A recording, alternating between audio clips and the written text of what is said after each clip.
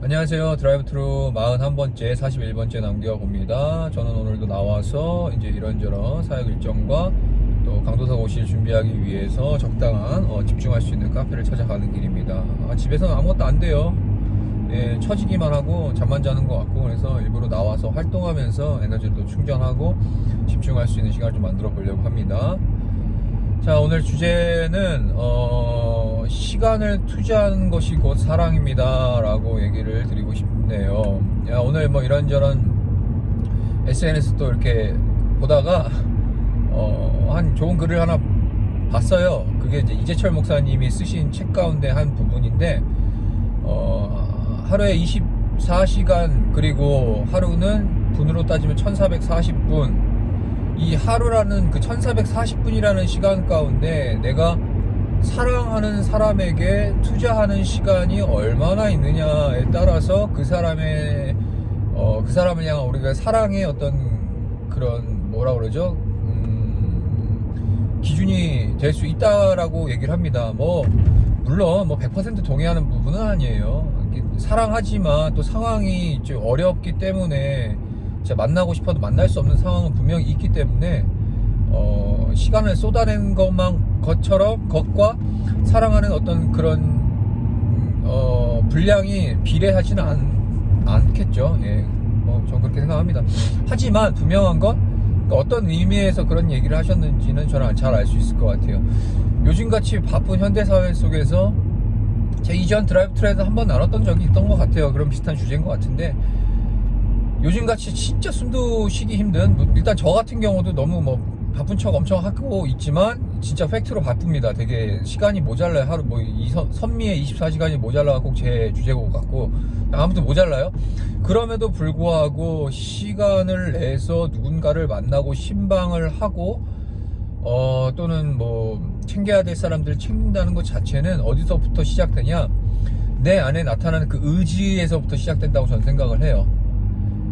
시간이 있어서, 시간이 남아서, 아니면 시간이 여유가 있기 때문에 그 사람 상대방을 만나는 그거는 그 사람에 대한 애정과 관심도가 있는 게 아니에요. 진짜 그 사람을 향한 관심이 있거나 애정이 있거나, 또는 정말 어떤 진짜 중요하게 긴급하게 필요로 인하여서 만나게 돼야 되는 사람들 같은 경우는 시간이 있어서 내는 게 아니라, 시간이 있어서 만나는 게 아니라 시간을 없음에도 불구하고 일부러 분리해서 내서 만나게 되겠죠. 이것처럼 사랑의 표현은 그 하루에 24시간 가운데 1440분이라는 그 시간 가운데 따로 띄어서 그 사람을 위해서 쏟아내고 사용하는 그 시간에 따라서 그 사람의 그 사랑의 그 감정과 그 농도와 짙음이 어느 정도 표현된다라고 저는 생각을 합니다. 물론 이게 다 무조건 그런 건 아니지만, 그렇죠. 예, 어느 정도 일리는 있는 것 같아요. 자, 아무튼 하나님께서 우리를 사랑하시죠. 우리가 먼저 하나님을 사랑한 게 아니라 하나님이 우리를 먼저 사랑해 주셨어요. 또 그 사랑에 대해서 어떻게 우리에게 확인시켜 주셨고 표현해 주셨냐면, 그냥 목숨 주셨죠. 내가 너 이렇게 사랑한다. 잘 봐. 똑똑히 봐. 내가 너희들 얼마나 사랑하고 내가 너희들 구원에 이르기를 원하는지 내가 확인시켜 줄게 라고 하면서 자기 목숨을 기꺼이 그냥 단번에 내어 주셨어요. 그게 하나님 사랑이에요. 그 사랑 그 이상 어떻게 더 표현을 해야 되나요? 단순히 내가 너한테 시간 이 정도 쏟았잖아, 내가 너한테 물질 이 정도 쏟았잖아, 내가 너한테 어느 정도 이 정도 정신과 관심을 가져줬잖아, 이 차원이 아니라 생명은 곧 전부잖아요. 그냥 다 주신 거예요. 하나님께서 우리를 그렇게 사랑해 주셨어요. 근데 이제 반대로 우리는 그렇게 끊임없이 주님을 사랑한다고 고백하고, 예배의 자리에서 여러 가지 부흥의 자리에서, 수련의 자리에서 하나님 사랑합니까? 할렐루야 아멘 하고 이제 고백은 하고 있지만, 근데 우리는 어떻게 생각하냐면은 적당히 어떤 종교적인 행위를 통해서 그 사랑을 표현해내는 게 이게 내 사랑의 최선이라고 생각하는 것 같아요. 예를 들면 내가 하나님 사랑하니까 예배 잘 지키고, 때로는 새벽기도 좀 이제 정한 새벽기도 작정 새벽기도 좀 드리고, 또 헌금을 또 이 정도 좀 작정해서 좀 감사 헌금 드리고, 큐티 이렇게 꾸짐없이 하고, 이런 어떤 그런 행위로 우리의 사랑이 증명될 거라고 생각하는 그런 착각 가운데 빠질 경우가 되게 많아요. 물론 되게 중요합니다. 그런 경건의 훈련들은 사랑의 표현이라기보다 우리가 하나님을 사랑할 수 있도록, 더욱더 하나님을 깊이 알 수 있도록 도와준 하나의 시스템이자 도구일 뿐이에요. 근데 그 마음은, 본질은 우리의 마음이 정말 진심으로 주님을 사랑함으로부터 나올 수 있는 그런 진실한 그 행위들이 돼야 된다라는 거죠.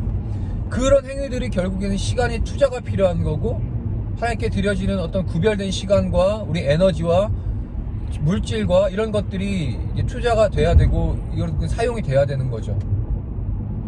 자, 뭐 제가 누누이 애초에 뭐 많이 강조해드렸다시피 마음의 문제가 정말 우선이 돼야 된다는 겁니다. 나는 인애를 원하고 제사를 원하지 아니하며 번제보다 하나님을 아는 것을 원하노라. 주님께서 우리에게 계속해서 말씀하시는 바고, 정말 그 사랑이라는 많은 그 개념 속에서